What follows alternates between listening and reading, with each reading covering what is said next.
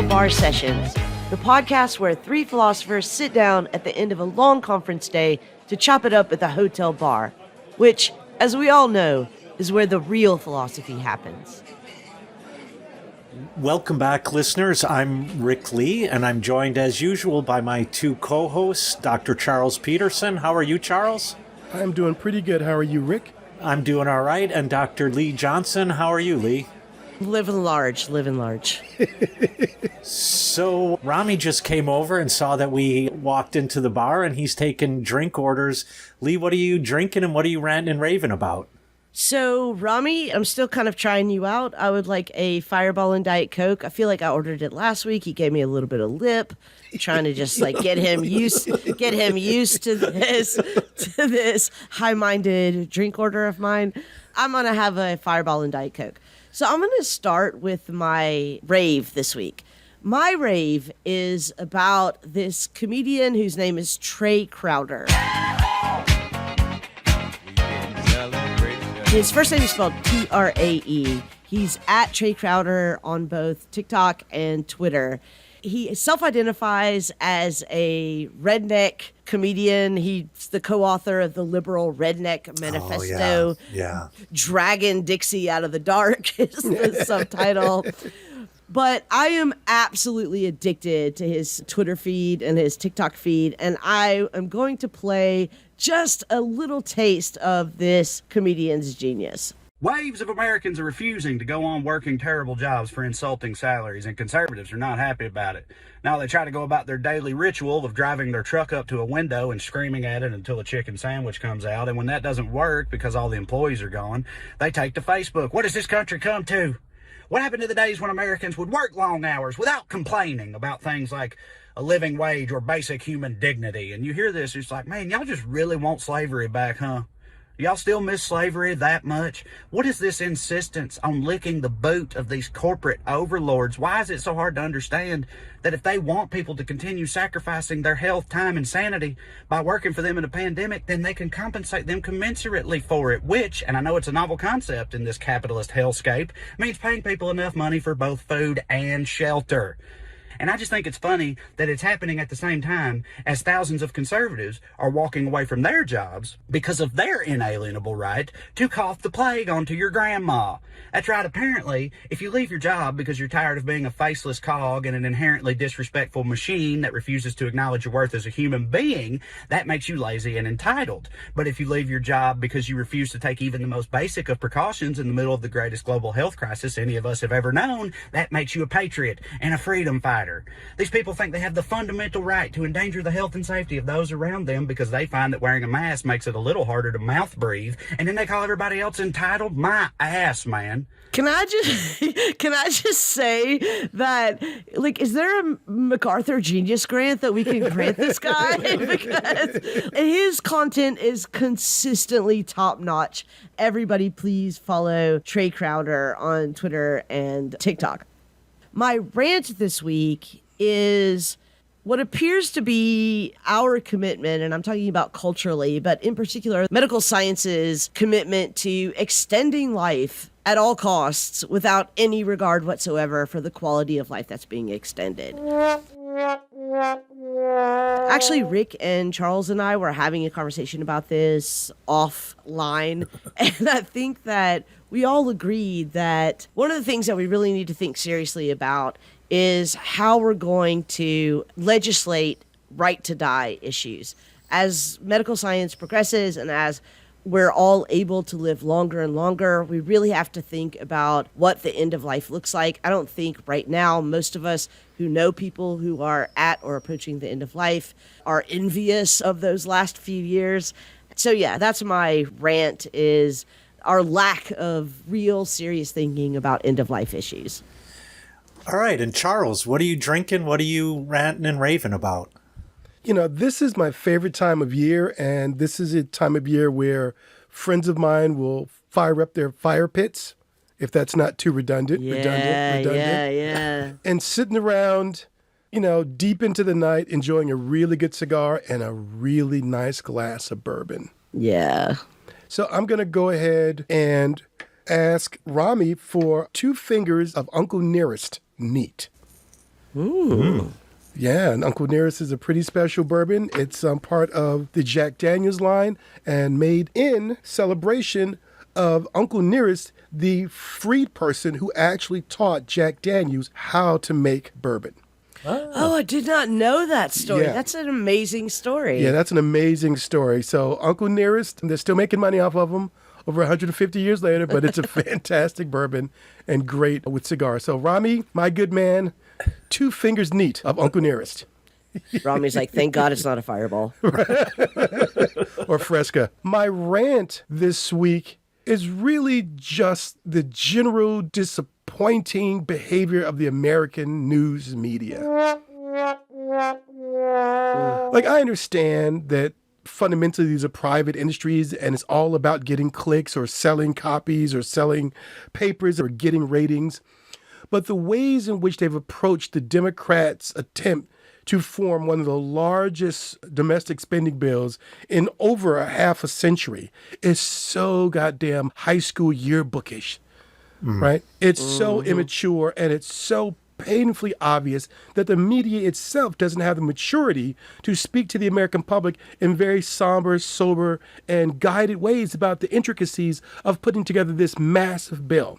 Horse race political reporting drives me absolutely out of my mind. You know, because sometimes it's not just simply who's winning, who's losing, who's up, who's down. Sometimes people actually have to do the work of legislating, and that's meticulous work if done well. And you have to show people that it's worth the effort, no matter how laborious it may seem. So that's Preach. my rant, the American news media. If I can jump on that rant, because I searched in vain a couple of days ago for a description of just what is in the package. I couldn't even find, like, what are we talking about? What are we buying? What are we paying for? You can't find a news He article. found a survey that was like, what do you think should be in the package? Right. And now you have commentators who are like, well, the Democrats have made a huge mistake by focusing upon the price tag of the original package of $3.5 trillion. And I'm like, no, that's the first thing that's always reported, whether it's online or in a magazine and newspaper. The media starts off with the price tag and then buries the lead down in the 5th paragraph of the 3rd column. Oh, there's universal child care and there's free tuition for 2-year community college. Well, there's SNAP benefits. Yeah, there's SNAP benefits. So it's not the Democrats. It's the news media. So that's my rant. Now, my rave, and 15-year-old me would so want to be able to switch places with 50-year-old me right now. And I haven't even seen this yet, but my rave is Denis Villeneuve's Dune. Okay. I have been waiting for this since it was first announced 3 years ago that he would be directing this effort. I've been waiting for a remake of this film since I first saw David Lynch's version back in the early 80s, which for the time and the limits of science fiction special effects was okay. I mean, it's a weird enough text to where David Lynch's sort of sensibilities actually have some purchase. But I've read the source material. I've read the novel at least 7 or 8 times. I do think it's the greatest science fiction novel ever written. And I think right now, Denis Villeneuve is the greatest sci-fi director that we have because he's able to bring together all the complex ideas, the nuance of any text that he approaches, whether it be Artifact or whether it be Blade Runner 2049. And now finally, one of the most singularly philosophically enriched and complex science fiction novels ever is in the hands of this crazy Quebecois. So that is my rant. And how can this be? For he is the Kwisatz Haderach. He is a Kwisatz Haderach. So, Rick, what are you having? And what are your rants and raves? I'm going to go back to one of my old standbys. I'm going to have a Manhattan. I'm going to ask Rami to make it with rye, the original recipe, and see what kind of rye he has. And this week I am ranting about Bluetooth. You know, Bluetooth, when it works, it's like a miracle. Who would have imagined when we were children that sound would be floating through the air? But when it doesn't work, it's a mystery. Like, if something doesn't connect right away, you're fucked. That's it. You might as well just throw your computer in the garbage, throw your headset in the garbage. You're done. You're like Control Alt Delete. I'm more like Control Alt. Fuck you.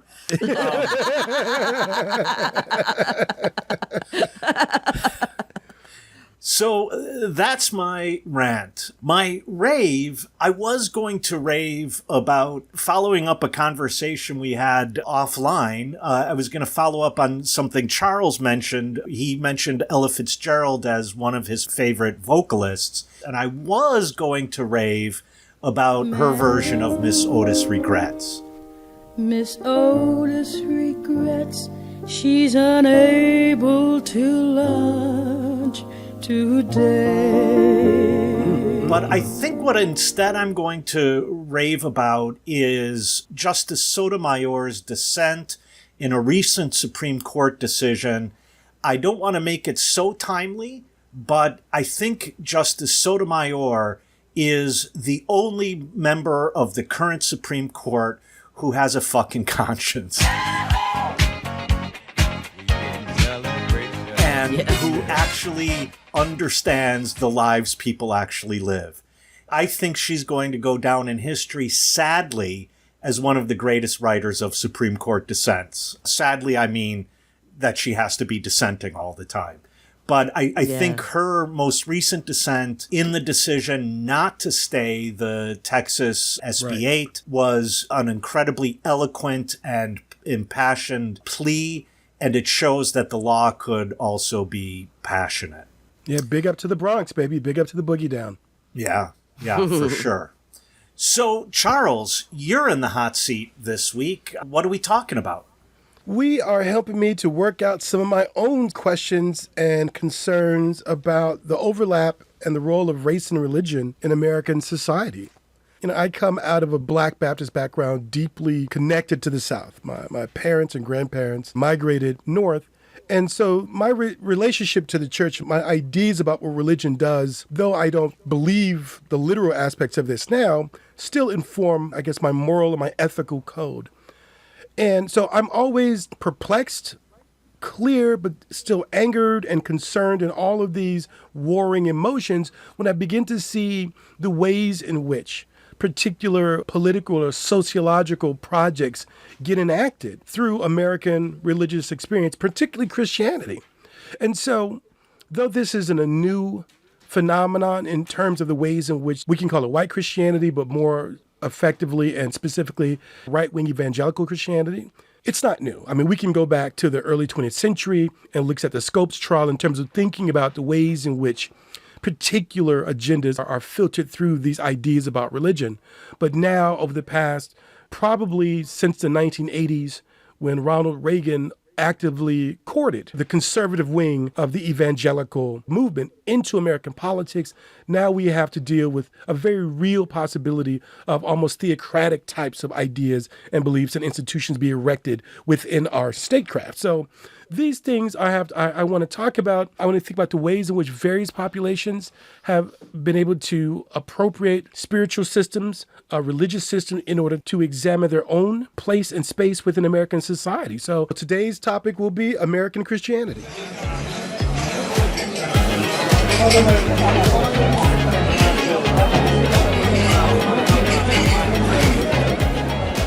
So, Charles, I found in your introduction, and maybe I'm wrong about this, but I see two aspects of American Christianity.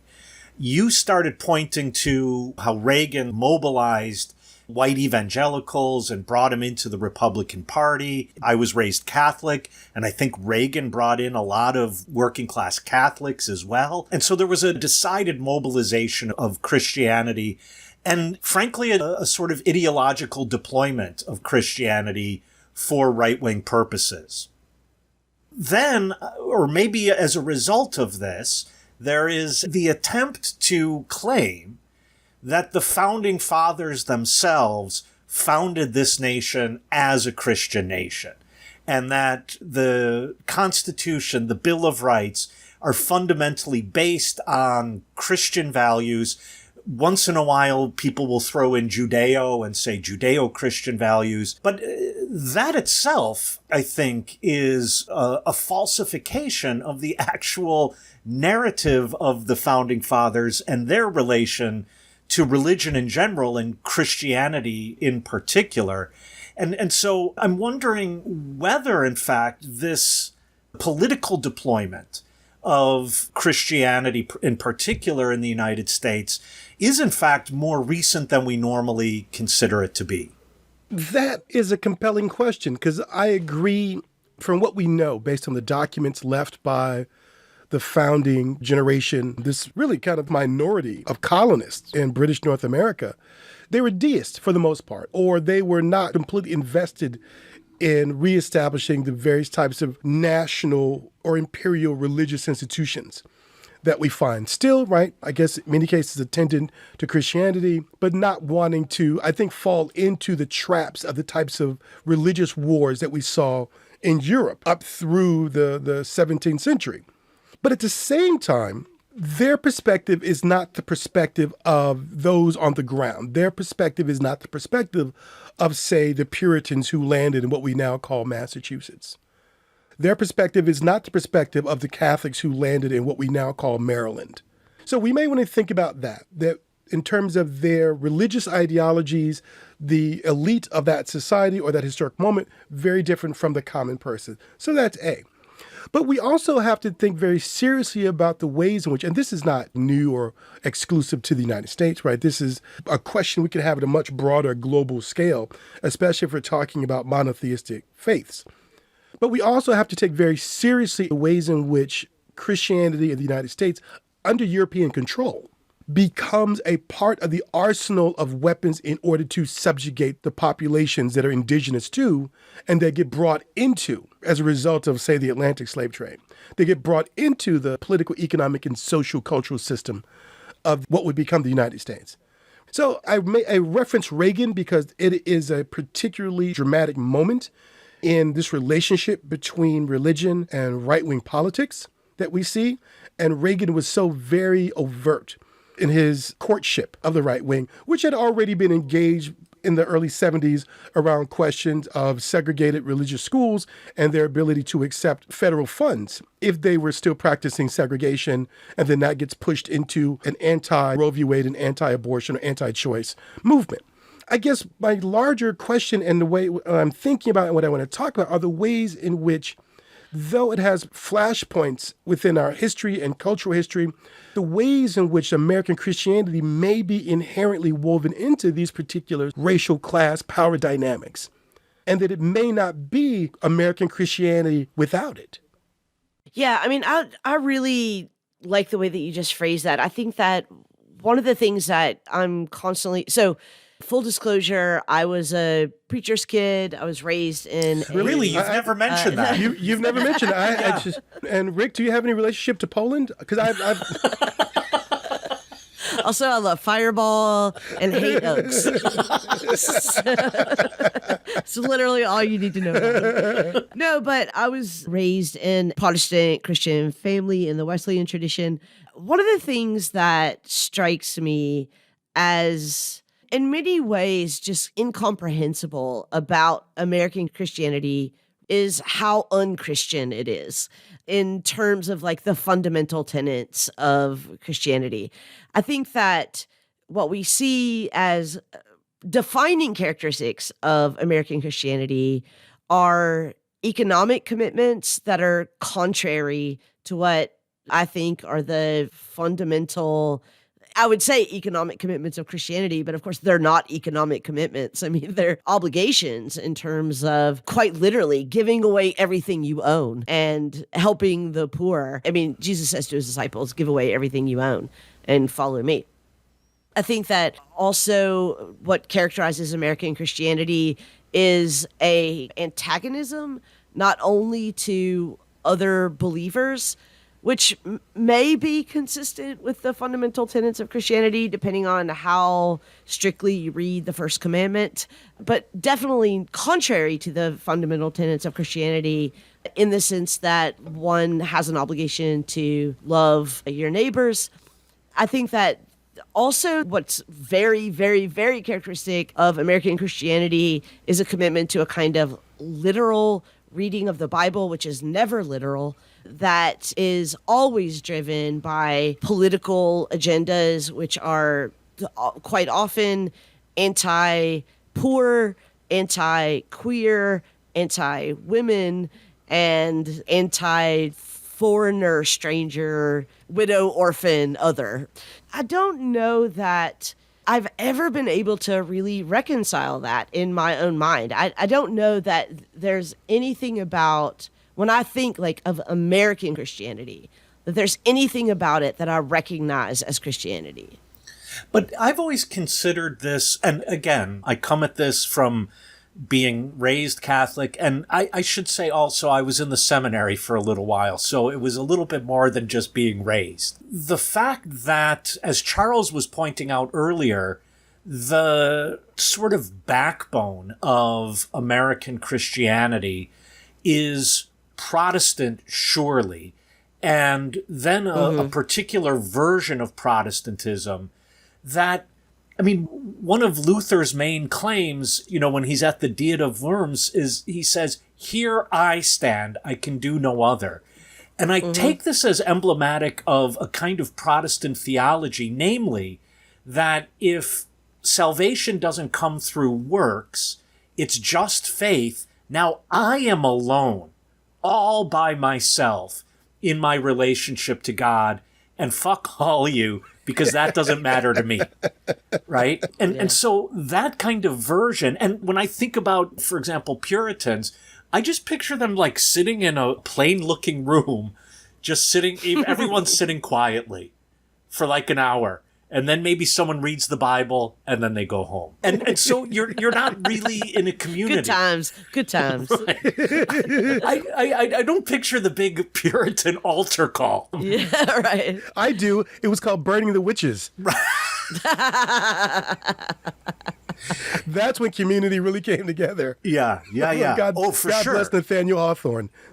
Well, I mean, Charles, that's actually interesting. It's the flip side of my point, is that they can come together as a community for stuff like that, right? And so there is a political motivation for coming together as a community, but there's not really a religious motivation. But then on the other hand, I look at the experience of a few times where I've been at either a Black Baptist church or an AME church. That seems to me to be fundamentally community, for better or for worse, but it does seem to be fundamentally community. I wonder if what we're trying to get to are the valences of Christianity based upon the social or cultural or historical position of the practitioner. Because it seems to me, in terms of your description, broad description of a Black Baptist church and thinking about the Puritans, I mean, one has to think about the ways in which a class position or position of power is feeding into one's transmutation of the core beliefs of the system. Because you're right. I'm going back to Lee's point. In terms of what I think about as the tenets of Christianity, and I'm actually talking about the red dialogue in the New Testament. In the Bible. Right. I love that. Yes, the red print. I'm talking the red print. I'm not talking about the Old Testament. I'm not talking about Paul, right? Because there's a question there. Are you a Christian or are you a Paulinian? Are you a Pauline? Right. Yeah, Are you a Pauline? But I'm talking about those words. And to me, that's definitively Christian. So when you talk about the ways in which exemplars or Christian-based movements that we see nowadays being so antithetical to what we are getting as reportedly Jesus of Nazareth has said, the only thing that comes to my mind that makes this a distinctive faith is what is the power position of the people who are articulating this idea of Christianity? Yeah, I'm so glad that you said that thing about red print Christianity, because I've used exactly that phrase with my friends so many times. But if we are trying to boil down the fundamentals of red print Christianity, it's really only two things: love and forgive. That's it. Right. That's the whole damn story. That's it, right? And the only thing that it says unequivocally in the negative is there's exactly one way that you cannot get into heaven, which is to be rich. Right. You know, it's easier for a camel to pass through the eye of a needle than for a rich man to get into heaven, right? So I think that this is one of the things that I just find so baffling about American Christianity and its commitment to, for example, like prosperity gospels and its commitment to refusal to help on the one hand, but quite oftentimes the actual hatred and antagonism and aggression towards the other that seem to me to be entirely American and not at all Christian.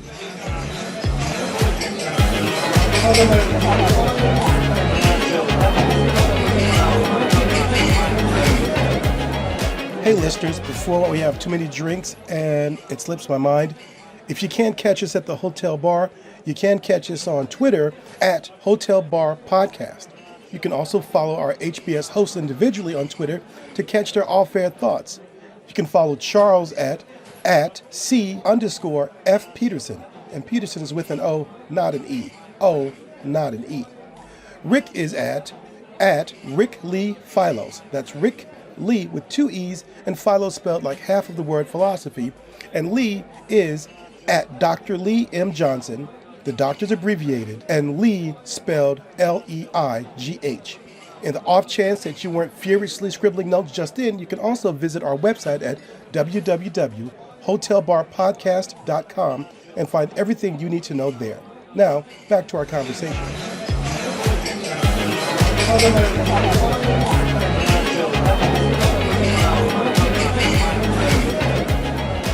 So I remember there was a great podcast I used to listen to, maybe 10 years ago when I first started getting to podcasts. It was called, I think, Dan Carlin's Hardcore History. Yes. Yeah. Yeah. Right. These really long, like probably 4 or 5 hour lectures on very specific historical events or moments.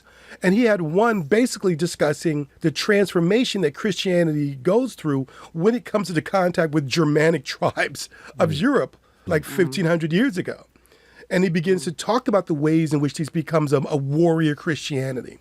And that's to say, we can think about as not uncommon the ways in which the ethos of a society, whether it be militaristic or whether it be one of domination or whether it be a hegemonic group, the ways in which they're able to appropriate Christianity and it begins to reflect things that are completely antithetical to what maybe Jesus of Nazareth may have originally intended. So I want to stick with that base as we begin to talk about the ways in which racial hierarchies get established within, obviously, the United States, and how the Christianity that we're wrestling with, the xenophobia and really the greed, for lack of a better term, the material sort of acquisitiveness, is that a word? Can we say? Yeah. Yeah. Acquisitiveness. Yeah. Yeah. Woof. I was just going out on a limb with that one. Get it? Right. You started that and you didn't know if you were going to stick the dismount. There's darkness at the edge of that limb.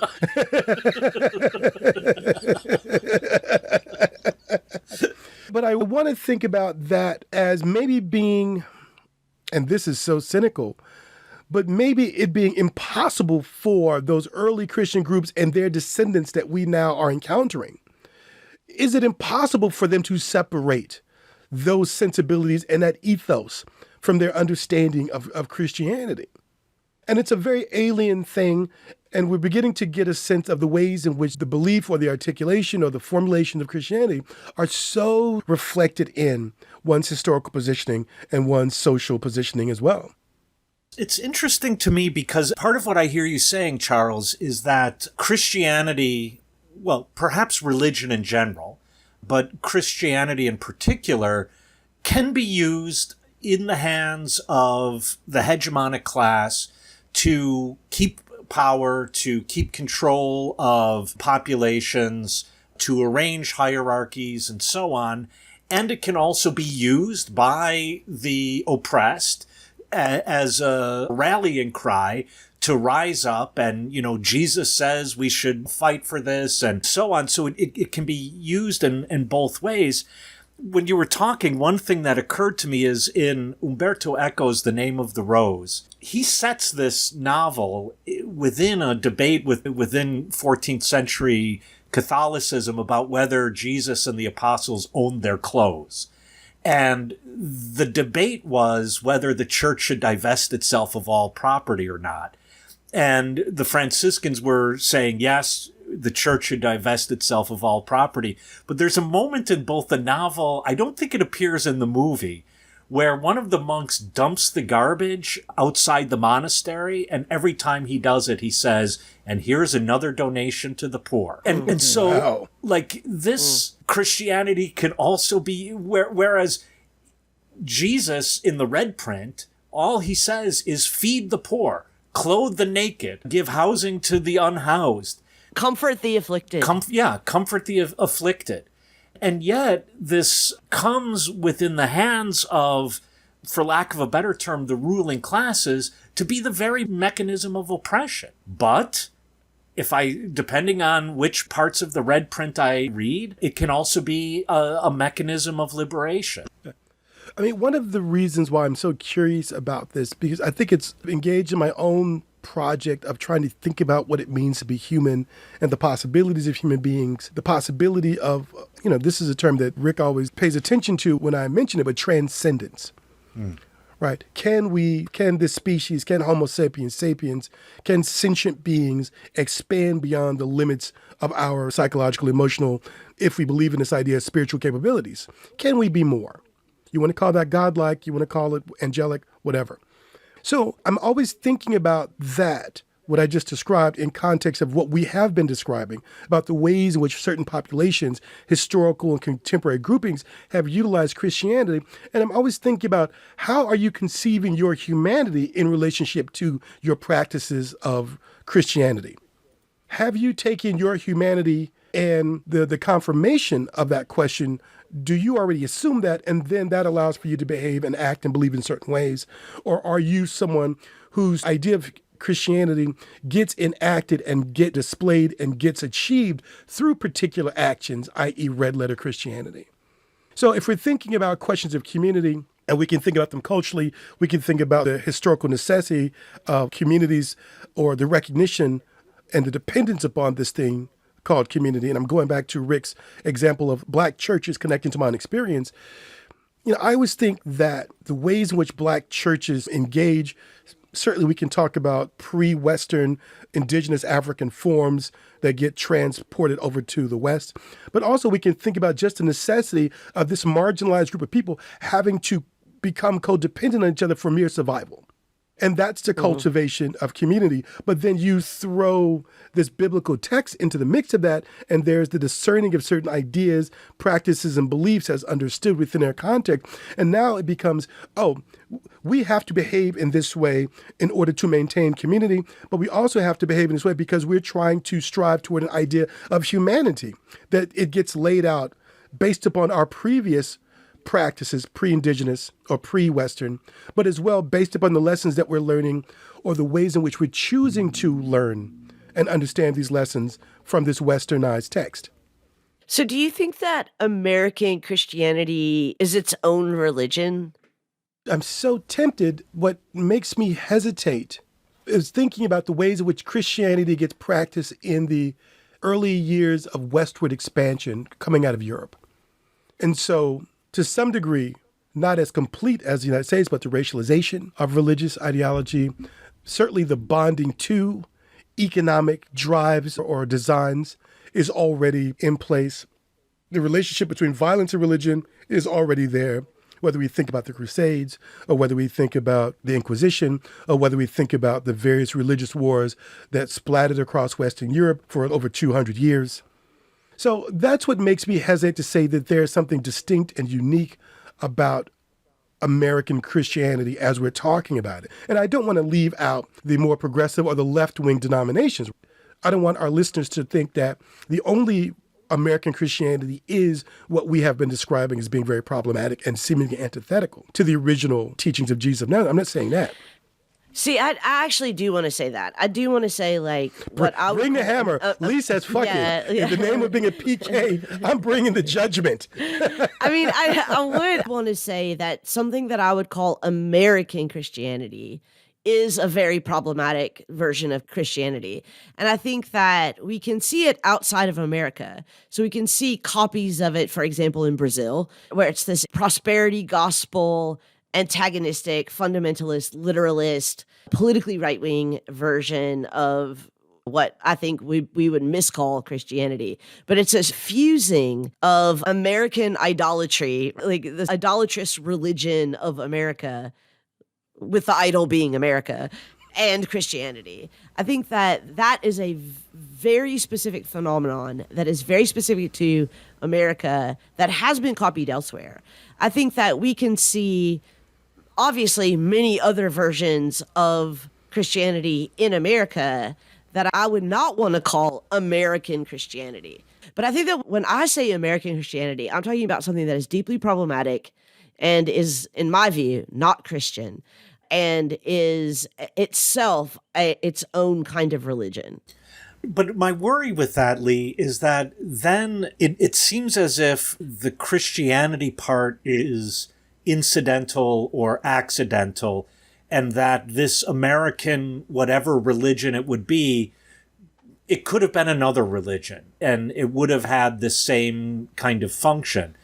For me, one of the main characteristics of American Christianity would be, and Charles kind of indicated this at the beginning of the conversation, would be a central core of puritanical religion.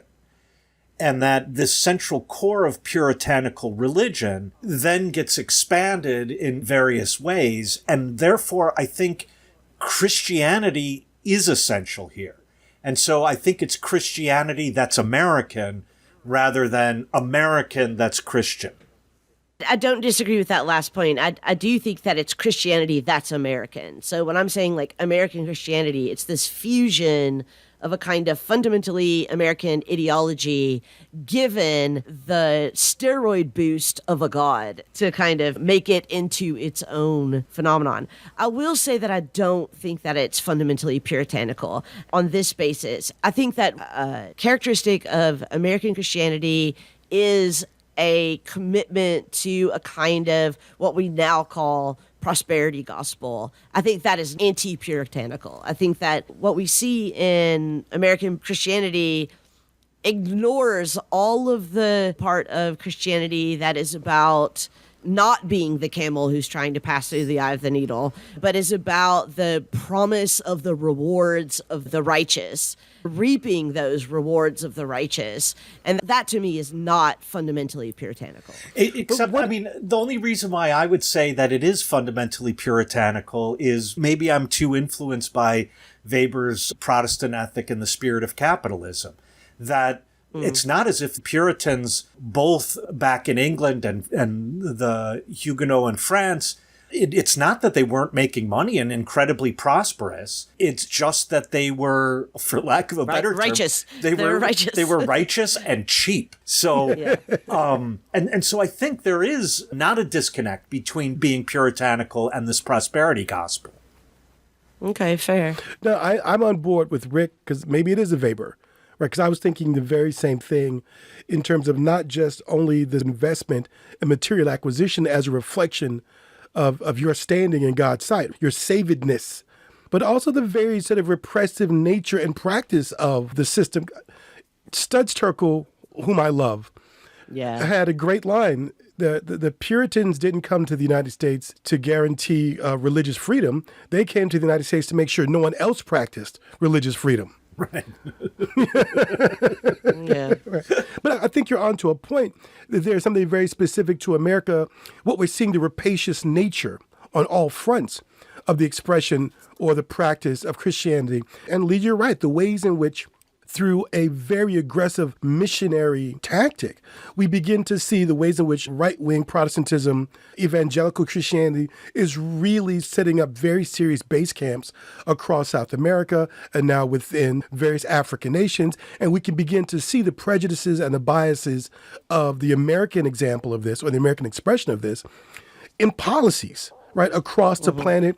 The recent anti-LGBTQ legislation that popped up in Uganda was traced to the influence of American missionaries and their influence over Ugandan political officials. So it leads me, and this is certainly not a new idea whatsoever, but it certainly leads me to believe that the nature of religion or the nature of a faith or an ideology is really about what people bring to it and how they influence and how they shape it versus the reverse. To go back to Godfather 3, and I know Rick will appreciate this, when Don Corleone is in a courtyard and he's having confession with the cardinal, and the cardinal says, Christianity in Europe has been like a stone at the bottom of a river. The water has merely passed over it, but it has not cracked the inside of the stone. I think what we have to take very seriously is that in this case of American Christianity, the stone has dissolved and the contents of the stone have begun to affect, influence, and poison the waters of Christianity.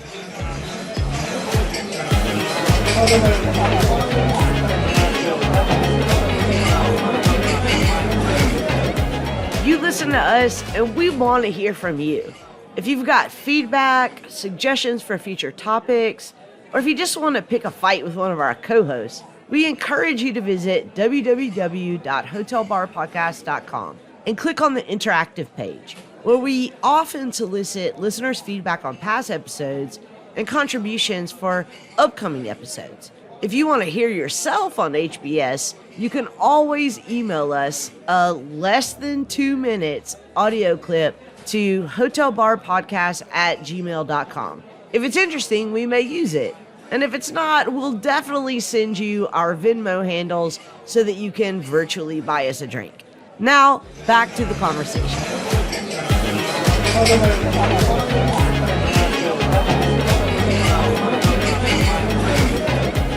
I'm now getting the sense that in talking about American Christianity, we're kind of in a place very similar to where we got with the white working class.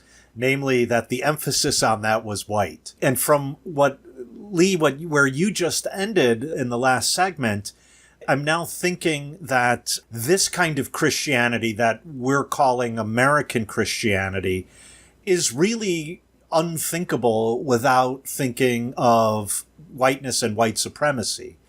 But then I worry that we've lost a little bit of this transcendence that Charles brings up frequently, that there is an aspect of Christianity maybe just as one particular form, but we lose then a recognition that maybe what it means to be human necessarily includes an element of this kind of transcendence. I guess another way of putting this is, have we gone too negative and we've lost something? So Charles, maybe you were thinking a similar thing, or maybe you're not worried that we lost your transcendence. No, that may be the core of my concern with all of these various articulations and practices of Christianity, that these populations that practice the types of Christianity that we have been very critical of may be suffering a certain type of disconnect from what may be a universal spiritual state. And they may interpret, and this is all pure speculation, but it seems to me that consciously shutting off the other, making the other it and not a thou, may be the fundamental way in which transcendence, or the possibility of transcendence, gets lost. Lee and I have explained or talked about this idea of the altar call at the end of certain types of Baptist, black or white, right? Certain type of Baptist services. And you, Rick, have talked about your experiences in black churches. And what always strikes me about those moments are the ways in which people are giving up their subjectivity. Everyone's listening to the same music. Everyone is listening to the same words coming from the minister. Even spatially, people are coming together and no longer are separated from each other within the pews. So that surrender of subjectivity, that openness to connecting and merging with others in a particular sort of way, may be the foundation of the transcendence. And what we see from this practice of Christianity may be a loss of that. But it's an unrealized loss, right? These people may not know what they are not experiencing. Now, the flip side is that sense of community, that sense of merging with the larger body, that sense of losing one's subjectivity for a universal experience could still be happening in the context of white supremacist practices. The white supremacy itself is the religion, not Christianity. Christianity is just a word for what people don't want to call white supremacist theological engagement or white supremacist spiritual practice. And a part of that practice is violence. A part of that practice is the exclusion and the xenophobia that are necessary in order for this particular community to feel universal within itself. Does that make sense? Yeah. Yeah, that does make sense. I mean, I would say that what makes American Christianity American Christianity is that is that right? American Christianity is that it is not universal. So I think what is troublesome, and again, when I think about what American Christianity is, there's almost nothing about it to celebrate and almost everything about it to criticize. And I think that is exactly because of this, is because it has lost the core notion, a core Catholic notion of the universal community of believers. Wherever 2 or 3 or more are gathered, God is there, and there is a community, right? That its idea of itself is as a fisherman of the lost, all the rest of the lost world that need to be enlightened, need to be saved, all of these sorts of things. This is such a core part of the ethos of what I'm calling American Christianity that I think that it's hard for me to find in it all of the beautiful, transformative, salvific elements of Christianity. That this is not a story that is a universal story, a transcendent story, a story about a divine that pressed himself into flesh to show his love for his creation, or God's love for its creation. But rather, this is a kind of self-appointed mission that presents itself under the guise of a calling. And that's what worries me about it. I mean, the way you've described it, and I don't disagree, it sounds closer to the systems that existed prior to certain monotheistic faiths, right? One thing that I'm always impressed with, based on the Christianity as I understand it from Jesus of Nazareth, is that it moves beyond the tribal or the ethnic specific practices, and it becomes and opens itself up to all can come.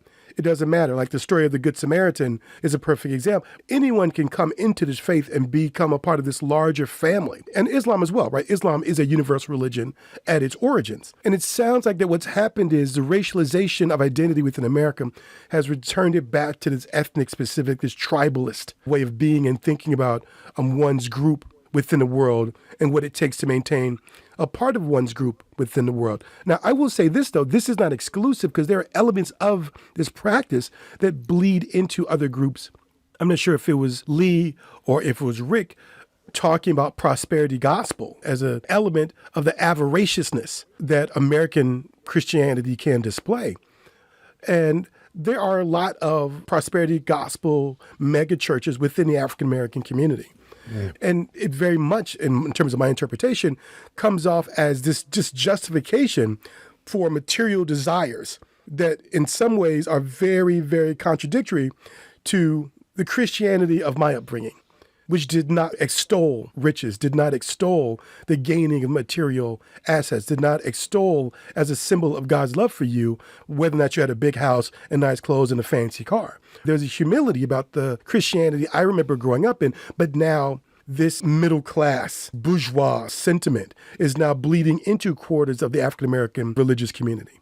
This is kind of tagging on to or maybe an addendum to what I think Rick's earlier point was, where Rick is trying to focus on the centrality of white supremacy to what I was calling American Christianity. I don't think that race is necessarily the only anchor of American Christianity. I think absolutely capitalism is the other anchor. My father used to say, steer clear of any church with a gymnasium, right? because that church is spending money where money doesn't need to be spent, right? Oh, yeah. So I think you see that in Asian Christian churches and African American Christian churches and Hispanic Christian churches and white Christian churches, that church as corporation model. And so that, I think, is also very, very, very indicative of what I think we'd call American Christianity. So yes, race is an anchor, capitalism is an anchor. I think the other anchor is a very specifically American sense of exceptionalism, of being the center of the world, the savior of the world, the fisherman of men. So I have a question for both of you, though.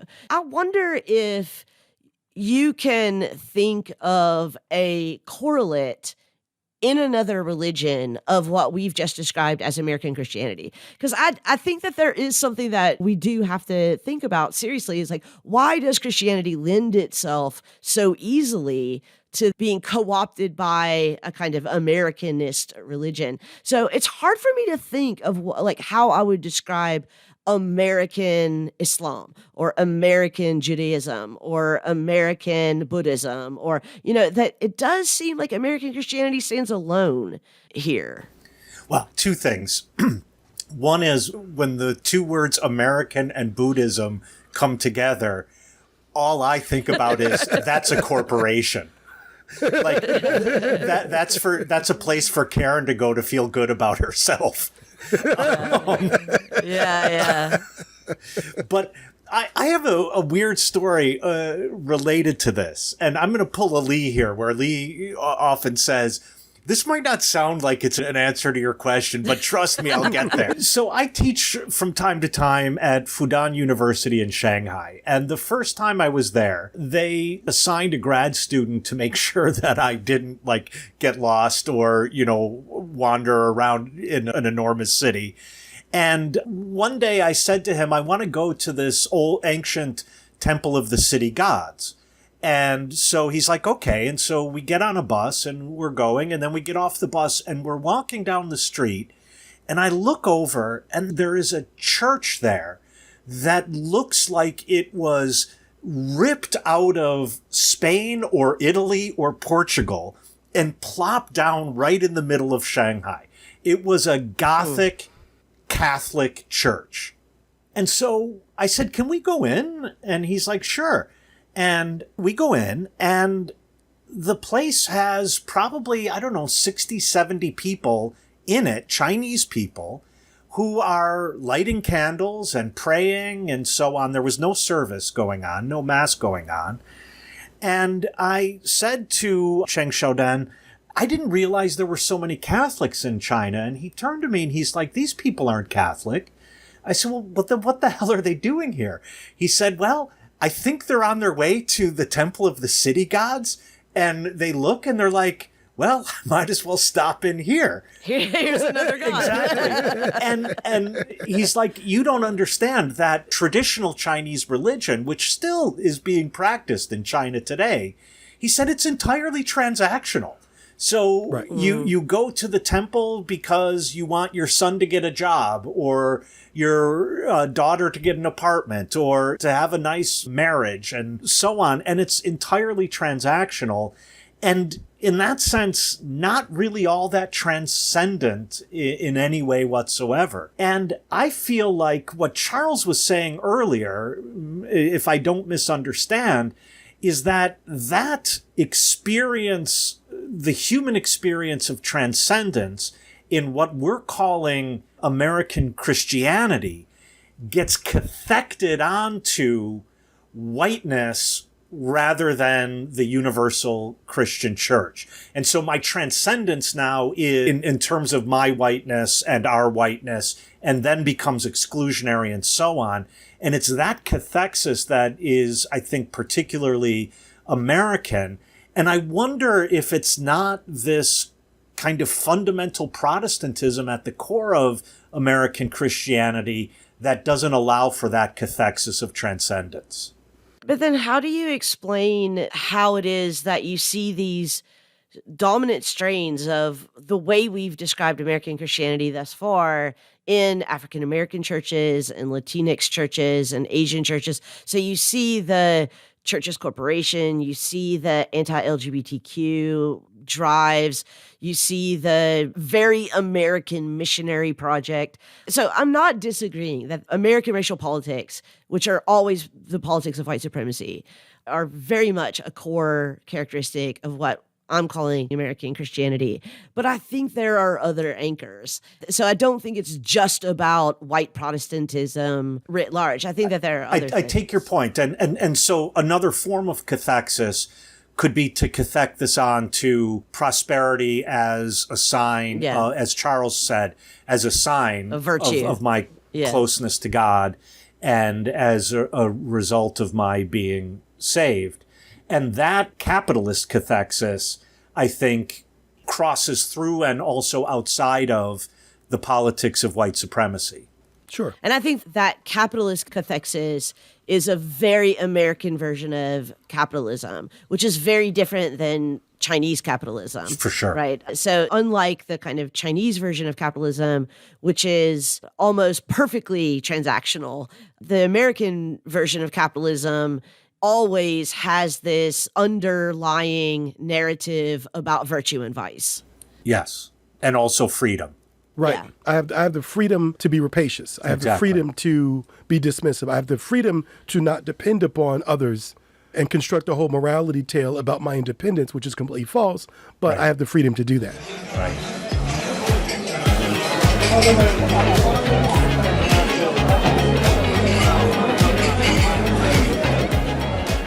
So I just saw Rami signaling last call. And so before he turns the lights on and we see one another in the bright fluorescent lights of the bar, Charles, is there anything we've left out? Is there something you want to bring us back to? What are your last thoughts about this?